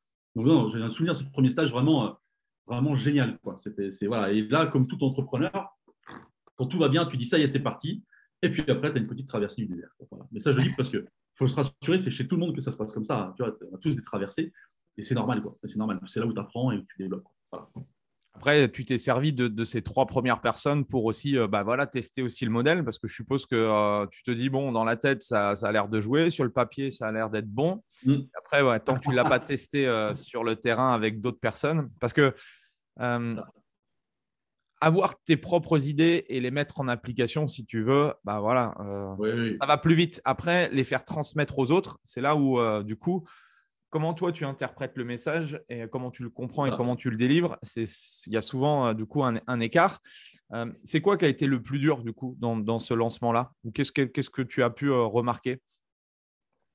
Ce qui a été le plus dur, effectivement, c'est non pas le lancement, parce que je pense que j'avais les choses étaient claires, tous les 3 coachs étaient je trouve intelligents, enfin, ça s'était bien passé dans les process et tout. C'est le suivi et au départ, effectivement, le fait que je me rende compte que, alors je vais le dire d'une manière où je vais rectifier tout de suite derrière, mais il n'avait pas tout compris, mais parce que j'avais certainement pas très bien expliqué non plus, voilà, et parce que le message aussi, il y avait beaucoup de contenu, et dans beaucoup de contenu, il y a des ratés, il y a des choses qu'on ne se comprend pas, où j'explique mal, où il était, à un moment, il était fatigué, enfin, voilà. Et au départ, tu penses quelque part que, tu vois, c'est bon, ça y est, j'ai tout donné, c'est cool, quoi. Mais non, il faut accompagner, il faut, voilà. Et là, c'est de la régulation après, si tu veux. Cette régulation-là, elle a été plus compliquée. Pourquoi? Parce que moi, j'étais souvent habitué à me manager dans le basket avec des gens que tu as tout le temps devant toi. Les attitudes, tu les as tout le temps, tu les vois. Donc, c'est facile de réguler. Là, tu n'as pas les gens tout le temps avec toi. Tu as des rendez-vous de temps en temps, enfin, une fois par semaine, etc. Et c'est là où j'ai dû m'adapter, si tu veux. Bon, maintenant, c'est ancré, mais j'ai dû m'adapter pour justement avoir un accompagnement différent et manager, parce que même en one-one, c'est un management, hein, manager différemment les gens que j'avais dans la team. Voilà. Et les premiers coachs, c'était des gens des coachs dans la région ou ils étaient quand même, ils étaient éloignés de chez toi? Non, c'était 3 coachs. Alors moi, j'habite à Saint-Étienne, si tu veux. Il y avait 2 coachs qui étaient aux alentours de Saint-Étienne et un coach à Lyon. Voilà. Okay. C'était pas loin, c'était pratique. Tu vois, au départ, je crois que je me déplaçais même pour aller voir Lyon parce que j'avais besoin de ce vis-à-vis, tu vois, direct. Voilà. Donc voilà, mais c'était oui, ça arrivait vraiment comme ça et c'était bien parce que c'était pas loin, donc on pouvait se voir souvent, discuter, échanger. Donc voilà, j'avais commencé à leur faire des vidéos aussi, des trucs à distance. Hein. Mais non, c'était hyper enrichissant aussi parce qu'effectivement, comme tu l'as dit, on a un modèle, on a des idées. Et les 3 premiers coachs, la première année, si tu veux, mon but, ça n'a pas été de trouver d'autres coachs, ça a été effectivement de les accompagner bien, de voir si ça se passait bien, si le modèle fonctionnait, si ce que moi j'avais appliqué correspondait aux autres. Enfin, il y a plein de questions que tu te poses dans ce cas-là pour parfaire les choses. Et puis après, tu repars à la recherche d'autres coachs. Voilà. Et du coup, pour ceux qui sont intéressés, qu'est-ce que tu proposes du coup au niveau de la franchise Perform Coach? Tu proposes tout l'écosystème pour que les coachs puissent développer leur business? Ouais, moi je m'adapte. Moi, l'envie, c'est d'accompagner des projets. C'est-à-dire qu'à un moment donné, quand tu es coach, tu as un projet, tu as un envie, alors, par exemple, d'ouvrir un studio ou simplement de développer ton business là où tu es, peut-être d'avoir plus de temps parce que tu as des enfants. Enfin, tu vois, les projets sont tous différents. Et déjà, on fait un bilan du projet. Quel est ton projet? S'il n'est pas clair, on clarifie. Parce que ça, c'est important. Hein. Le projet, c'est facile à dire, hein, mais souvent, il n'est pas très clair. Tu vois, donc, il faut le clarifier. Et une fois qu'il est clair derrière, j'ai tous les outils, toutes les méthodologies pour accompagner et prendre la bonne formation, on va dire, le bon accompagnement pour amener les gens vers leur projet. Les bases, par contre, sont souvent les mêmes. C'est comment on fait pour avoir un panier moyen élevé. Je disais tout à l'heure, vendre non pas à l'heure, mais au résultat et à l'objectif. D'accord. Comment on fait pour gérer sa communication et qu'elle soit pertinente et impactante et pas juste communiquer pour communiquer. Parce que malheureusement, on a tous fait ça à un moment donné, on communique, on espère que ça tombe. Ça tombe pas, mince, qu'est-ce qui se passe? Il y a des outils à mettre en place pour ça. Voilà. Et puis après, comment tu gères la suite? C'est-à-dire que quand j'ai un client qui m'appelle, qui me contacte, l'entretien client, on s'en fait un monde énorme et je trouve qu'il faut surtout se défaire de ça. Quoi, tu vois, il est important, c'est oui, il faut avoir une méthodologie, mais tout se joue tellement avant pour moi que si avant tu as fait ton job dans la com et dans la valeur perçue, l'entretien, ce n'est pas une banalité, mais c'est devenu un truc plutôt facile, quoi. Voilà, bref, donc c'est cette idée-là que je donne en priorité au coach, et ça, c'est la base de tout le monde. Après, on individualise le projet, on a des process différents, des manières différentes de fonctionner en fonction des gens et des coachs, tu vois. Mais la base, elle est là. Faire du coaching haut de gamme pour être capable de vendre à des prix plus élevés, un accompagnement différent avec une application, des séances vidéo, plein d'outils comme ça. Voilà. Et pour être capable de se différencier de la concurrence et surtout bien vivre de son activité, sans avoir besoin de faire 70 heures par semaine. Pour moi, ça, c'est primordial parce que sinon, après, tu t'épuises à donner beaucoup d'heures de cours et humainement, je pense qu'on n'est pas capable de donner plus de 3, 4 et 5 séances par jour peut-être, tu vois, sans être fatigué, moins bon. Le jour où tu commences à regarder la montre, quand tu commences à donner un coaching, c'est pas bon signe. Voilà, c'est pas bon signe. Et on l'a tous fait, hein, tu vois. Mais ça veut dire que tu n'es plus dans ta passion, que tu es peut-être fatigué, que tu en as ras-le-bol. Et si en plus que ton salaire ne correspond pas à ce que tu as envie de gagner, là, c'est mort, quoi. Là, c'est le moment où tu te poses trop de questions. Donc, moi, j'essaie d'éviter ça au coach. Et comment tu fais pour expliquer, alors de manière assez rapide, mais pour passer du coup d'un modèle coach, on va dire standard, à un coach, on va dire premium de haut niveau? Ben, il y a plusieurs étapes. Déjà, il faut se défaire de cette histoire de tarif à l'heure, déjà, premièrement. Et puis, il faut se défaire aussi du tarif, dans le sens où le tarif, il ne dépend pas de là où tu habites. Voilà, ça, c'est faux. C'est un paramètre, si tu veux, qui te permet d'avoir une fourchette, mais très large, mais ça ne dépend pas de là où tu habites, premièrement. Et puis ensuite, il faut avoir des outils qu'on propose, un suivi de l'application, les séances vidéo, plein d'outils comme celle-là qui permettent d'avoir un suivi, de gagner du temps, toi, quand tu suis les gens. Et il faut sortir surtout d'un truc important pour moi, c'est les personnes veulent des séances de coaching avec toi tout le temps. Non. Les gens, ils veulent des résultats. Voilà. Si tu achètes une bagnole et tu veux qu'elle aille vite, si tu n'es pas mécanicien, pourquoi elle va vite? Moi, ce qui compte, c'est qu'elle aille vite. Les gens, ils veulent perdre du poids. Peu importe comment tu fais, ils perdent du poids, ils ont un résultat. Alors, ils veulent du coaching accompagné, oui, mais il faut créer un écosystème pour faire en sorte de les accompagner de manière complète, plus souvent qu'une séance par semaine d'ailleurs, si on n'a pas de résultat. Et nos outils permettent ça, et notre méthodologie permet ça. Ça te permet d'avoir plus de clients, de t'en occuper aussi pas toujours en présentiel, et grâce à ça, d'avoir un revenu plus important, plus de temps que tu gères comme tu veux aussi. Voilà. Excellent, excellent. Et comment ça a été pour toi et ton équipe la période qu'on a tous vécue là en 2020, qui s'appelle le Covid? Ouais. Comment ça a été pour vous? Écoute, on va parler. Il y a deux périodes dans le Covid. La première où il y a arrêt soudain et brutal pour tout le monde. Voilà. Où ça n'a pas été évident parce que nous, on était vraiment sur le fonctionnement. Alors, même si on avait des séances, tu vois, un peu à distance et tout, hein, mais on n'était pas là-dedans. Et puis, du coup, c'était notre cœur de métier, c'était le coaching présentiel avec d'autres accompagnements autour. Donc, nous, on a gardé certains clients en visio, tu vois, pas de souci. Il y a beaucoup de gens qui sont stoppés. Donc, ça n'a pas été un moment évident, mais on a profité pour remettre plein de choses à plat, pour bosser, pour se former. On avait du temps. Tu vois, donc, moi, j'ai beaucoup accompagné les coachs. On s'est beaucoup vu. On a fait beaucoup de visio sur qu'est-ce qu'on voudrait que soit la suite, en fait. Moi, je leur ai dit, écoutez, voilà. Je ne savais pas combien de temps ça allait durer. Au début, on était tous pareils, hein, mais on avait compris que ça ne durait pas que 15 jours quand même. Bon, voilà. D'accord. Donc, moi, je leur ai dit, écoutez, voilà, voilà comment on va faire pour essayer de récupérer un maximum de clients, que les gens continuent quand même les coachings. On a gardé une partie. Maintenant, on fait le dos rond pendant 1 mois et demi, là. Par contre, quand ça va repartir, les gens vont avoir qu'une envie, c'est de revenir dans le présentiel et avoir envie de nous voir, quoi. Voilà. Et du coup, voilà comment on va faire pour recartonner dès que ça va repartir. Et en même temps, je préparais, j'allais dire, le possible reconfinement un jour, en mettant d'autres outils en place. Voilà. Donc, on s'en est pas trop mal sorti. Ça n'a pas été parfait, hein, c'est clair, voilà, mais je pense que c'était soudain pour tout le monde et que si tu n'avais pas déjà un business en ligne, ce n'était pas notre cas, nous, on n'était pas que là-dessus, voilà, ça a été forcément un peu plus compliqué.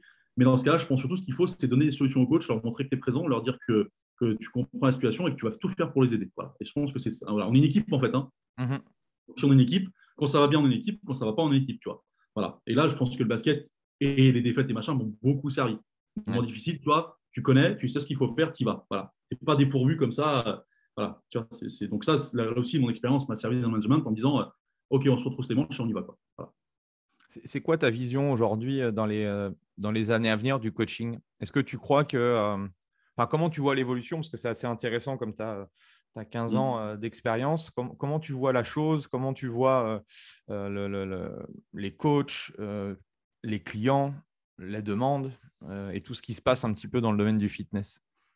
Ouais, alors bon, je pense que le digital va prendre une place importante et va augmenter, tu vois, mais dans le sens où moi je pense qu'il faut surtout, dans l'avenir, il faudra servir encore plus du digital pour encore mieux accompagner nos clients, mais sans. Alors, tu as le choix, hein, tu fais faire que du digital, que de l'accompagnement à distance, ça ne me pose aucun problème, d'accord? Mais je pense que justement, dans ce monde-là actuel, qui est ni bien ni moins bon qu'avant, ça me saoule aussi, tu vois, c'est une évolution en fait, hein, ben, les gens ont encore plus besoin d'humains qu'avant. Parce que justement, les réseaux sociaux et tout, c'est très bien. Encore une fois, j'ai rien contre ça. Il y a pas, voilà, c'est très très bien. Ça amène plein de choses hyper positives. Mais tu te rends compte que les gens ont beaucoup plus besoin d'humains. Et je pense que si toi, ton axe de coach, c'est l'humain, tu garderas des clients et tu t'arriveras à te servir des outils qui vont avancer en plus de l'humain. Mais pour moi, c'est une erreur de se dire le coaching présentiel va disparaître, tu vois. Même à long terme, c'est pas possible. Je veux dire, les gens on cherche de l'humain, cherchent cette relation-là. Et je pense que justement, si tu prends pas conscience, alors l'humain, il peut être là en visio et à distance, attention, hein, voilà. Mais cette relation humaine, elle sera toujours importante. Voilà. Et la preuve, je pense, c'est que là, avec les années qu'on a vécues, le premier réflexe des gens en sortie, c'est peut-être de nous retrouver. C'est de retrouver de l'humain, de retrouver du lien, de retrouver des sorties, de retrouver machin. Alors, il y en a qui avaient un peu peur, mais tu vois, de retrouver ça, en fait. Et je pense que ça nous a encore. Autant ça a fait accélérer le mode visio et tout, oui, mais ça a aussi fait prendre conscience que la relation humaine, elle est importante. Et dans ce sens-là, je pense que si on sait bien servir de la communication pour l'expliquer, bah, on a une vraie chance de différencier les autres, encore une fois. Voilà. Excellent. Sinon, si on parle des clients, je pense que par contre, malheureusement, on va aller vers un zapping plus important et des gens peut-être, j'allais dire, non pas un peu moins engagés, mais peut-être qui ont plus tendance à changer souvent. Et c'est là où notre process de fidélisation sont importants. Et c'est là où on comprend que les gens viennent pour un résultat, mais qu'ils restent pour de l'humain. Encore une fois, moi, je mets l'humain au centre de tout ça parce que c'est ce qui est le plus important. Je reviens au fait d'être aligné avec soi-même, de se connaître, etc. C'est ça qui fait finalement ton business. Et dans l'avenir, ça sera valable aussi. Et peut-être encore une fois, encore plus, parce que, ben, j'allais dire, plus l'évolution digitale va avancer, plus le monde à côté va être pourri, hein, regarde ce qui se passe en ce moment, plus tu as besoin de te rassurer en mettant de l'humain dedans, quoi. Voilà. Yes. C'est quoi tes meilleures techniques de productivité pour perdre moins de temps dans la journée? Parce que ça, c'est aussi un enjeu majeur quand on est coach, la gestion de son temps. Est-ce que tu aurais un ou deux conseils à nous partager par rapport à ça? Déjà, les bons outils, premièrement. Voilà. Moi, je suis passé sur un truc qui s'appelle Notion, par exemple, hein, que je surkiffe complètement, parce que ça me permet de faire tout, de tout mettre au même endroit. C'est une usine à gaz, mais une fois que tu l'as en main, ça va. C'est ça. J'adore. J'ai découvert ça il n'y a pas si longtemps que ça, par un accompagnement. D'ailleurs, je t'ai accompagné par quelqu'un, tu m'avais proposé ça. Bon. Puis effectivement, quand tu l'as pris en main, en fait, c'est tellement. Voilà. Et déjà, c'est un bon outil parce que si tu es organisé de la manière, il faut que ça te corresponde, hein, c'est toujours pareil. Hein. Premièrement. Deuxièmement, s'organiser. Voilà, c'est savoir ce que tu as à faire le lendemain, savoir je ne te demande pas de savoir ce que tu fais le mois prochain, forcément. Hein. Mais déjà, voilà, qu'est-ce que demain, quel est mon programme de demain? Pourquoi je me lève? Qu'est-ce que j'ai à faire? Et ce qui est important, c'est de ne pas programmer trop de choses. Voilà. Ça, c'est un truc qu'on a tous tendance à le faire. Tu vois. Allez, demain, je vais faire tout ça. Et puis, tu arrives à la fin de ta journée, tu fais j'ai rien foutu, je suis une merde. Ah non, c'est pas que tu es une merde, c'est que tu as voulu en faire trop et que c'est pas possible de toute façon parce que tu avais 20 000 imprévus dans ta journée. Donc, il y a un truc qui est important pour moi, c'est de comprendre qu'il faut garder du temps pour les imprévus et qu'il faut mieux en prévoir moins, quitte à se dire tiens, j'ai une heure où j'ai rien à faire, bing, tu trouves toujours un truc à faire que l'inverse, où ça va pas. Et ça, je pense que c'est un point essentiel. J'en discutais avec un des coachs, Cyprien, c'est-à-dire la semaine dernière. Il dit j'arrive pas à m'organiser, j'arrive pas, je bosse pas assez bien et tout, j'arrive pas à mettre cette chose. Qu'est-ce que tu as programmé pour ta journée? Tu as l'autre qui me fait une liste de diplômes de long. Bah oui, c'est pas possible en fait. Tu vois, voilà. Donc, j'ai fait ça, hein, toi, je dis encore une fois avec plein de bienveillance. Donc, voilà ce que je dirais. Déjà, s'organiser et savoir que tu as un temps de réflexion où tu ne peux pas se produire d'un coup, etc. Donc, il vaut mieux connaître ton temps de travail. Voilà. Et je continue là-dessus. Deuxième chose, quel est ton rythme? Ça, j'y crois beaucoup aussi. Ton rythme humain, tu vois, ton rythme de vie. Il y a des gens qui, on parle de miracle en nuit. Il y a des gens qui peuvent se lever très tôt pour bosser. Il y a des gens qui, le matin, sont nuls et qui, le soir, sont hyper productifs entre minuit et 2 heures du matin. Voilà. Savoir à quel moment tu es productif aussi.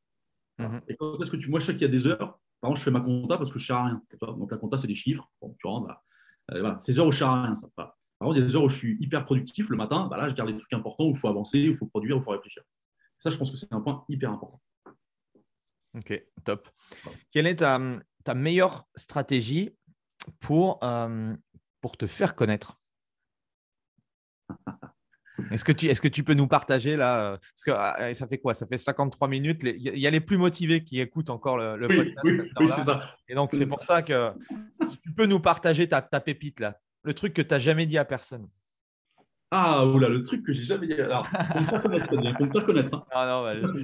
Est-ce que tu as un truc que tu recommandes justement pour apprendre, justement pour se faire connaître, parce que ça, c'est une difficulté, hormis de vendre. La première chose, c'est savoir qu'on existe, quoi. Ouais, faut trouver un ennemi. J'adore ça, moi. J'adore. Mais ça vient du basket aussi, tu vois. Je veux dire, t'as un adversaire, un ennemi, c'est un bien grand mot, surtout maintenant. Tu vois, bon, voilà, un adversaire, on va dire, pardon. Un adversaire. Pourquoi Parce que, alors moi, je fonctionne comme ça déjà, ça ne parle pas à tout le monde. Mais ce que je veux dire, c'est que dans ta communication, quand tu parles, c'est important de savoir à qui tu t'adresses et à qui tu ne t'adresses pas. Voilà. Et il ne faut pas avoir peur de cliver. Je prends souvent l'exemple, tu vois, politique des extrêmes, par exemple, tu vois, qui ont un discours très clair, qu'il y a des gens qui sont complètement contre, mais des gens qui adhèrent à 100%. Ton but, quand tu fais ça, c'est de faire adhérer plus de gens. Tant pis s'il y en a qui ne t'aiment pas. Donc, je pense qu'il faut être franc, direct et trouver un adversaire pour dire aux gens, si vous me suivez, ma vision des choses, c'est ça. Si vous ne me suivez pas, c'est parce que vous n'êtes pas d'accord avec moi, et tant mieux, vous avez le droit, mais moi, vous n'avez rien à faire chez moi. Voilà. Et une des meilleures vidéos que j'ai faites, c'était une vidéo comme ça, où j'avais vu un gros truc concurrent que je n'aimerais pas près de chez moi, sans jamais les nommer dans ma vidéo d'ailleurs, hein, tu vois, et je n'aimais pas le fonctionnement qu'ils avaient. Et tu vois, j'ai défini un peu contre eux, c'est-à-dire, voilà, j'ai présenté ce que je faisais moi contre eux, et c'est la vidéo qui a le mieux marché de ma vie, mais parce qu'elle était, elle sortait du cœur, et deux, parce qu'il y avait cette espèce de dire, voilà, regardez qui je suis, voilà, ça c'est moi, vous êtes d'accord, venez, vous n'êtes pas d'accord, venez pas. Voilà. Et ça, je pense que c'est un outil qu'on n'ose pas assez utiliser, on a peur de vexer les gens, de faire fuir des gens, tu vois, non. Ouais, il faut le faire de manière subtile, mais moi en 2012, quand j'avais monté mon centre, du coup, moi je m'attaquais entre guillemets au marché des Globo-Gym parce que c'était à l'époque, c'était complètement différent de ce qui se faisait. Je pense également aussi au marché de la perte de poids où tu peux attaquer tous les vendeurs de régime. Ça, c'est assez facile, sans forcément les nommer, mais en fait, dans la tête des gens, de toute façon, ils vont savoir à qui tu t'adresses. Et c'est vrai que cet ennemi commun, on va dire, c'est assez puissant, effectivement. Excellent. Un petit tips au niveau vente, un petit truc que tu pourrais nous partager pour arriver à mieux vendre ou peut-être à être plus à l'aise dans la vente. Bref, tout ce qui tourne autour de la vente. Ouais, c'est ce que je disais tout à l'heure. Moi, j'ai une vision de l'entretien client. Parce que bon, on fait un monde au départ, tu vois. Et plusieurs conseils. Le premier, c'est de dire déjà, l'entretien client, ce n'est pas le moment le plus important. Qu'on ait du stress au moment de l'entretien client quand on rencontre la personne, qu'on va chez elle et tout, qu'on la reçoit dans notre studio, c'est normal. Voilà, il y a un petit moment. Mais ce n'est pas à ce moment-là qu'il faut stresser. Et je pense que c'est la problématique du rendez-vous client, c'est qu'on attend tous le même moment, le client comme nous, l'histoire du prix. Normalement, justement, tu vois. Et c'est ce qui crée du stress. Hein. Le client, il ne t'écoute pas parce qu'il veut savoir combien ça va lui coûter. Toi, tu parles, mais tu dis, bon, est-ce qu'il va accepter mon prix? Est-ce que je vais vendre mes voilà. Et ça, il faut. Ça, moi, le but, c'est j'ai changé ça. Ma méthodologie, on n'est plus du tout là-dedans. En fait, c'est en amont qu'on travaille sur tout ça, ce qui fait que ta valeur perçue, ta communication amène justement des choses intéressantes qui font que l'entretien n'est plus dans ce mode de pression-là. Voilà. Parce que ça, je trouve ça vraiment. Et ça, c'est un type de vente, j'allais dire. C'est qu'effectivement, on cherche quelque part plus à vendre comme ça. Tu vois, voilà, c'est un ensemble de choses qui font que ta valeur perçue va être présente et que finalement, il n'y a plus d'histoire de tarifs comme celle-là qui te mettent une pression d'enfer. Ça, c'est la première chose. Et le deuxième conseil que je donnerais, c'est quand tu arrives à l'entretien, parce qu'on est tous un peu stressés, et ça, je tiens ça de mes speeches, pardon, de basket, c'est que du coup, ta première phrase, tes deux premières phrases, ça doit toujours être les mêmes, pour te mettre en confiance, pour te mettre dans la bonne direction. Voilà. Et quand tu te lances bien, après, c'est parti. Voilà les deux conseils de vente que je peux donner, sachant que du coup, j'essaie de faire en sorte que, comme on n'est pas tous des bons vendeurs non plus, tu vois, et puis c'est pas le but, je pense, hein, on soit capable de vendre justement sans être un très bon vendeur. C'est un petit peu comme ça que je vois les choses. Et en ce qui concerne la valeur perçue, comment tu fais pour créer justement plus de valeur perçue?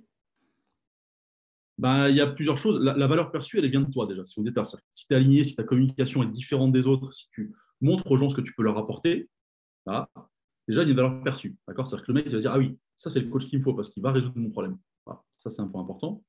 Et puis après, il faut leur expliquer aussi que tu as des outils, tu as plein de choses pour les accompagner, pour qu'au quotidien, ça soit facile pour eux. Tu vois, sur la nutrition, sur le nutritionnel, comment tu fais, par exemple, pour que ce soit facile pour les gens de s'adapter à la nutrition. Tu es sur un moment un peu compliqué où ils doivent tout changer. Tout. Voilà. Leur montrer qu'on simplifie leur vie aussi. Ça, c'est en tout cas les outils que je propose dans la team. Tu vois. Et puis aussi, un regard différent, c'est-à-dire que la valeur perçue, elle est importante aussi parce que tu dois être capable de montrer que tu es différent, de montrer que tu vas apporter aux gens, mais de montrer aussi finalement dans ta relation avec le client, tout est transparent et clair, notamment l'histoire du tarif. Tu vois, voilà. Il n'y a plus de pression là-dessus, il n'y a plus de moment où tu demandes quand est-ce que tu l'annonces. Le but, c'est de gérer le tarif différemment et de se dire, on se défait de tous ces moments de pression et pour le client aussi. On est transparent, on est honnête, on est direct, on est bienveillant, on est soi-même. Et déjà, la valeur perçue, elle est importante là-dessus parce que les gens, ils perçoivent que tu es bienveillant et que tu es vraiment là, certes, pour gagner de l'argent, et tout ça pour ça, il n'y a aucun souci surtout là-dessus, mais pour s'occuper d'eux. Et tu vas gagner de l'argent en s'occupant d'eux correctement. Tu n'arrives pas en cherchant à vendre un truc, justement. C'est ça, je pense, la différence. Voilà, tu vois. On n'est pas, je peux me faire des aussi, mais on n'est pas des vendeurs de fenêtres ou des choses comme ça, quoi. Voilà. Exactement. Et après le cycle, une fois que la personne est devenue client, est-ce que tu aurais quelque chose à nous partager en termes de fidélisation? Ouais. Ma dernière vidéo YouTube, c'était l'encyclopédie de la fidélisation. Ça tombe bien, tu vois. Ah, ok. Je la partagerai du coup dans le. Voilà. Elle est sortie la semaine dernière, je crois, je l'ai repartagée hier, je ne sais plus. Voilà. Bref, oui, bah oui. Mais la fidélisation, c'est, tu disais tout à l'heure, c'est-à-dire que les gens viennent pour un résultat, mais restent pour l'humain. Ça, c'est déjà la première chose à comprendre. Premier point. Et deuxièmement, la fidélisation. Comment travailler l'humain du coup? Ouais, plusieurs choses. Déjà, si tu as fait ton job correct dans la communication de départ, tu vas attirer des gens qui te ressemblent et qui sont dans ton univers. Donc, ces gens-là vont rester. Parce qu'ils se sentent bien, ils sentent qu'ils sont dans le même esprit, dans la même idée. Tu vois, déjà, première chose. Deuxièmement, c'est surtout pas une histoire de tarif. C'est-à-dire qu'il ne faut pas baisser ses tarifs pour que les gens restent. C'est une erreur fondamentale. Tarif dégressif et tout ça. Non, c'est une mauvaise solution de fidélisation. Je prends un exemple. Tu vois, je faisais l'humain. Un jour, j'ai accepté quelqu'un en cours que je sentais qu'on n'était pas. Je le sentais pas. J'étais plus jeune coach. Mais je l'ai accepté parce qu'il fallait que tu vois, je gagne de l'argent. Ça s'est très, très mal passé. Mais c'est normal parce qu'en fait, on n'était pas alignés du tout sur ce qu'il voulait, ce que je pouvais proposer. Rien. Voilà. Peut-être même on ne voyait pas les choses de manière. Ça s'est très mal passé. Mais c'est normal. Voilà. Donc, du coup, la fidélisation, c'est déjà ça. C'est bien choisir tes clients, mais si tu communiques correctement et que tu fais les choses correctement, ça va se faire automatiquement. Ensuite, les gens restent pour l'humain et pour un univers. Si tu es bienveillant, que tu t'occupes vraiment des gens, c'est-à-dire que tu apprends à les connaître, si tu sais comment les gérer, si tu réponds. Tout à l'heure, on parlait du test DISC là, avec les couleurs. Chaque personne sont attachés à des choses différentes. Il y a des gens qui vont aimer avancer vite, progresser vite. Des gens qui vont avoir besoin d'être en sécurité pour avancer, d'avancer pas à pas. Si tu sais t'adapter à la personne que tu as en face de toi dans tes coachings comme ça, la personne va se sentir super bien. Et du coup, elle va rester parce qu'elle se dit, OK, il répond à ce que je demande, à ce que j'ai besoin. Tu vois, et je pense qu'il y a plein de petits plus. Prendre la température, comment la personne aujourd'hui, tu vois, comment elle se sent. Tiens, aujourd'hui, elle est peut-être pas en forme, mais parce qu'elle a des gamins qu'elle n'a pas dormi depuis 3 nuits, tu vois. Aujourd'hui, peut-être qu'on va faire une séance différente, tu vois, sans les caresser ensemble. Là, des fois, il faut pousser. Mais il faut savoir quand je fais quoi, c'est important. Et c'est là où les gens vont se sentir bien accompagnés, bien. Et puis, ça va matcher parce qu'ils sentent que tu les connais à fond et que ça marche, ça match, quoi, tu vois. Voilà, moi, quand un client il sort de la séance, il me dit parfait, super, c'était génial, aujourd'hui, c'est exactement ce que j'avais besoin. Ça, c'est de la fidélisation. Voilà. Excellent, super. Merci en tout cas, Anthony. C'est quoi ton échec préféré? Mon échec préféré. Il faut que j'y réfléchisse à celui-là, j'en ai pas mal quand même, comme tout le monde. Mais mon échec préféré, je l'explique dans la fidélisation, je crois aussi. Mon échec préféré, c'est une histoire. En fait, j'en ai deux quand même. Je vais raconter les deux parce que c'est deux de manière différente. Mais il y en a une où je vais chez un client, pareil, il y a longtemps, je vais chez un client dans son appart, je vends mon pitch avec mes séances et tout ça. Mes séances à l'époque, je parlais en séance. Et le mec, il négocie, tu vois. Bon. Et puis moi, je me dis, je pense qu'il n'a pas trop de moyens, il faut que j'accepte. Voilà. Bon, on fait quelques cours dehors. Et puis, il me dit, ouais, je viens d'acheter une maison, là, on va aller sur mon terrain, ce sera plus simple et tout. Putain, mais quel con. J'arrive dans la baraque, piscine à débordement, tu vois, vue sur la Loire, un endroit chez nous qui est hyper prisé, si tu veux. Tu vois, et puis je discute avec lui, puis je comprends que la maison, elle vaut entre 800 000 et 1 million d'euros. Quoi. Voilà. Et là, je me dis, t'es qu'un pauvre con. Tu n'es qu'un pauvre con. Voilà, le mec, il avait les moyens de se payer essence, mais 150 fois, j'aurais pu tripler le prix, quadrupler, tu vois. Et là, j'ai fait un tarif, quoi. Et celle-là, elle m'a servi, je peux te dire qu'elle me sert, mais voilà, je la raconte souvent parce qu'elle me sert, mais tellement, quoi. Voilà, tu vois, je m'étais fait l'idée du mec qui avait. Je me suis dit, je sais pas, il ne doit pas avoir trop d'argent. Eh, ma putain. Voilà, tu vois, donc ça, c'est une des plus grosses erreurs qui m'est restée en tête, quoi. Voilà. Quand j'étais coach dans les clubs de fitness, ce que je faisais, alors c'est pas, mais je regardais les voitures des gens. Oui. Ça permettait de savoir du coup si potentiellement c'était des futurs bons clients en coaching, quoi. C'est con, mais tu vois, c'est des petites choses voilà, c'est des petits hacks assez simples pour voir si au niveau financier c'était jouable ou pas. Mais tu sais que ce mec-là, il m'a reçu dans un appart. Et en fait, c'est un mec qui avait énormément de boutiques et tout. Je l'ai appris après, tu vois, qui avait plein de magasins, etc. Je ne connaissais pas. Et je me suis posé la question plus tard, parce que c'était un mec qui gérait très bien ses affaires. Je pense qu'il était un peu pain grossi, mais c'est pas négatif quand il dit ça. Il a le droit de faire attention à l'argent. Et je me suis demandé s'il ne m'avait pas reçu exprès dans un appart un peu pourri. Tu vois ce que je veux dire? Mais j'en suis sûr même. Oui, non, mais de toute façon, ceux qui ont de l'argent, généralement, c'est eux qui arrivent à négocier, qui essayent de tout négocier, parce qu'en fait, c'est même pas, tu vois, ils le font pour jouer, tu vois, je pense. Tu vois, c'est pour voir ta capacité, et je pense qu'ils s'en amusent. Et j'en avais discuté avec certains qui font exactement la même chose. Je dis, mais ça, c'est dégueulasse, quoi, tu vois, c'est dégueulasse. Mais ouais, c'est exactement. Mais je pense qu'il l'avait fait exprès. Ouais. Non, mais je pense que si avec Jean-Pierre, je m'étais dit ça, c'était ça ma fétiche. Je me suis dit, attends, mais il l'a fait exprès en fait ce combat-là. Donc c'était drôle, mais voilà. C'était drôle, tu vois. Non, c'était voilà, c'était celle-là. En tout cas, c'est pas la plus grosse erreur parce qu'elle n'est pas très importante, mais c'est celle que j'ai le plus retenue, tu vois. Je me suis dit, putain, mais non, mais voilà, bref, tu vois, elle met encore. Elle me reste encore un peu en train de la gorge, même, tu vois. Ça fait longtemps. Ouais, bah c'est lié au mindset. On a tous ce mindset, enfin lié au blocage à l'argent. C'est vrai que c'est un gros travail à faire sur nous pour dépasser justement certaines choses, quoi. Est-ce que tu aurais un livre, quelque chose, une ressource que tu recommandes, que tu offres à tes coachs ou voilà, qui pourrait également inspirer la communauté? Non, moi je parle souvent du Miracle Morning, puisque moi il m'a quand même beaucoup aidé, tu vois. C'est le livre qui m'a le plus profondément bouleversé, on va dire. J'en ai eu plein d'autres sur les méthodes, plein de trucs, tu vois. Okay. C'est celui qui a vraiment fait un changement chez moi. Parce qu'encore une fois, il a mis une méthode sur ce que j'avais entreaperçu, tu vois. Donc si vous ne l'avez jamais lu, lisez-le, vraiment. Et puis après, écoute, non, s'il y en a un à conseiller, c'est celui-là. Alors peut-être que c'est un classique, que les gens le connaissent déjà. Je réfléchis en même temps, tu vois, à ce que j'ai pu lire et tout ça, parce que justement, j'essaie de prendre le temps de lire quand même, tu vois, pareil, tous les matins, 10 minutes. Et du coup, j'enchaîne pas mal de bouquins. Qu'est-ce qui a pu m'aider? Ah, il y a un petit bouquin que j'ai adoré aussi, qui est très vieux, mais qui est génial. Le titre va vous parler direct. J'aime bien le titre d'ailleurs. Hein. C'est Petit traité de manipulation à l'intention des honnêtes gens. Voilà. Ce bouquin-là, déjà le titre, il m'avait fait kiffer. Il faut être très clair, j'avais adoré. Et il faut bien comprendre que c'est ça en fait. C'est-à-dire que naturellement, on manipule toujours tout le monde. Inconsciemment. Tu vois, on a toujours des petits trucs de manipulation. Hein. Quand tu essaies de convaincre ta femme, toujours. Tu vois, voilà, on a tous des trucs comme ça. C'est clair. Et ce bouquin-là, j'avais adoré parce que c'était justement, voilà, le but, c'est pas d'entuber les gens, c'est de se dire comment je peux aider à une décision, comment je peux faire, tu vois, comment là. Donc, il y a plein de choses comme ça qui m'ont fait bien rigoler à l'intérieur, enfin rigoler. Dans le sens où je me suis dit, ouais, tiens, c'est de la psychologie, humaine, quoi. C'est ça, il faut voir comme ça. Mais le titre, si tu veux, il est génial parce que je trouve que c'est vraiment ça. Voilà. Le titre, il parle lui-même. Alors, si vous avez un truc que vous pouvez découvrir, c'est ça. C'est bien parce que c'est un peu de théorie. Ils ont ressorti, je crois, une édition plus récente. Un peu de théorie avec des études qui ont été faites. Puis il bascule après sur la réalité. Voilà, voilà, écoutez, rien que le titre devrait vous plaire, quoi. Ok. Bon, en tout cas, merci pour tout ce partage. C'était vraiment très intéressant. Où est-ce qu'on peut te contacter? Où est-ce qu'on peut te suivre si on veut en savoir plus sur ta franchise de coach? Comment on fait? Facebook, Perform Coach Formation, la team Perform Coach. Pareil, le site Perform. Okay. Perform Coach Formation. Okay. Voilà, et puis après, la chaîne YouTube Perform Coach Formation, tout est à ce nom-là. Voilà, vous cherchez, vous fouillez. Je mettrai les liens dans la description du podcast. Merci pour l'invitation. En tout cas, c'était très sympa de ta part. Et puis, c'était un super moment. Bah ouais, c'est cool. Ça fait longtemps qu'on n'avait pas échangé, discuté, se poser au début en off. Tu vois, voilà, ça fait très longtemps qu'on n'avait pas communiqué, en tout cas, donc ça fait toujours plaisir. Voilà. Bah merci. Bah, tous les invités me demandent, tiens, c'est quoi l'objectif du podcast? Je leur dis, c'est tout simplement de retrouver en fait des personnes, des coachs du coup qu'on a pu se croiser, on va dire, pendant toutes ces années. Donc, c'est toujours intéressant de prendre une petite heure et de pouvoir discuter. En tout cas, merci à toi.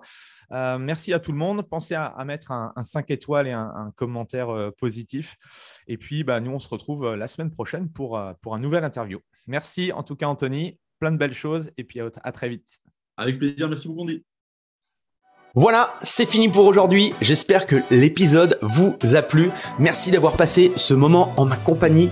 Deux petites choses avant de vous quitter. Si vous cherchez les notes de l'épisode ou que vous voulez tout simplement me contacter personnellement, allez sur mon site andypoiron.com. Donc tout attaché, www.andypoiron.com. Vous trouverez toutes les informations nécessaires. Et dernière chose, et c'est la plus importante pour moi, si vous voulez m'aider à promouvoir ce podcast, eh bien vous mettez un avis 5 étoiles sur Apple Podcast. Si vous regardez cet épisode sur YouTube, eh bien pensez à liker et à vous abonner à ma chaîne YouTube et pensez à en parler autour de vous, pensez à en parler à vos amis ou à vos collègues dans le fitness. Ça permettra véritablement à ce podcast d'avoir beaucoup plus de visibilité. Voilà, en tout cas, merci, à très vite pour le prochain épisode.